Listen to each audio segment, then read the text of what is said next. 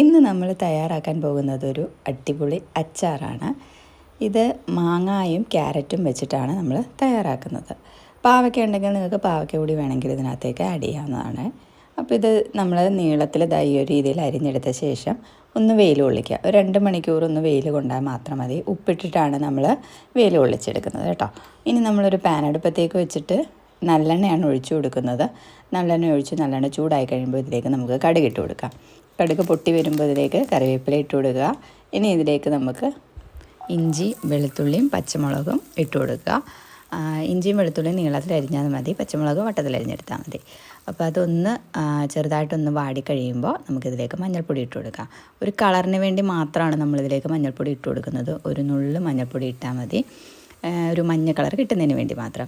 ഇനി ഇതിലേക്ക് എടുത്തു വെച്ചിട്ടുള്ള നമ്മുടെ മാങ്ങയും ക്യാരറ്റും കൂടി ഇട്ട് കൊടുക്കുക. അതൊന്ന് ചെറുതായിട്ടൊന്ന് വാടുന്ന രീതിയിൽ എടുത്താൽ മതി. ഒരുപാടിട്ട് വഴറ്റണ്ട, കാരണം മാങ്ങയാണ്, വെന്ത് പോകും. അതുകൊണ്ട് ചെറുതായിട്ടൊന്ന് വാട്ടെടുക്കുക. ഇനി ഇതിലേക്ക് കുറച്ച് ഉപ്പും കൂടി ആഡ് ചെയ്ത് കൊടുക്കുക. ഉപ്പും ആഡ് ചെയ്ത് ആ ഒരു മഞ്ഞ കളറെല്ലാം കൂടി ആയി കഴിയുമ്പോഴത്തേക്ക് നമുക്കൊരു ചെറിയ ചാറ് കിട്ടുന്നതിന് വേണ്ടി മാത്രം ഞാൻ കുറച്ച് ചൂടുവെള്ളമാണ് ഒഴിച്ചു കൊടുക്കുന്നുണ്ട്.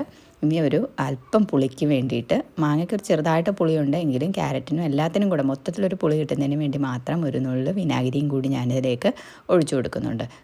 വളരെ കുറച്ച് മാത്രമേ ഒഴിക്കുന്നുള്ളൂ, ഒരു ചെറിയ പുളിക്ക് വേണ്ടി മാത്രം. അപ്പോൾ ആ ഒരു മഞ്ഞ കളറും ആ ഒരു ചെറിയ ചാറും എല്ലാം കൂടി ആകുമ്പോൾ നല്ല ടേസ്റ്റാണ് കേട്ടോ. ഇത് മാത്രം മതി നമുക്ക് ചോറിൻ്റെ കൂടെ കൂട്ടാനായിട്ട്, നല്ല ടേസ്റ്റാണ്.